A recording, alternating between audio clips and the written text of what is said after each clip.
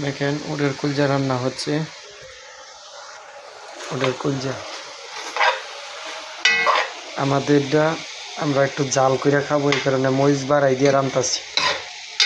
আর ওনাদেরটা একটু মিঠা মিঠা, আমাদেরটা একটু কড়া জাল হবে। দেখেন আমাদের বেলায় একটু জাল বেশি হবে, ওরা একটু মরিচ কম খায়, সিদ্ধ কম খায়, কিন্তু আমাদের বেলায় আমরা একটু আলাদা করে একটু জাল দিবার জন্য আমি আবার এই কিছু মরিচ কাটলাম।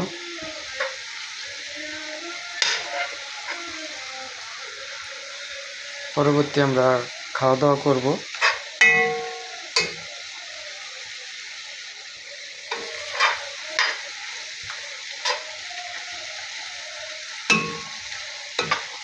দেখেন কলিজা কালারটা খুব সুন্দর হয়ে গেছে।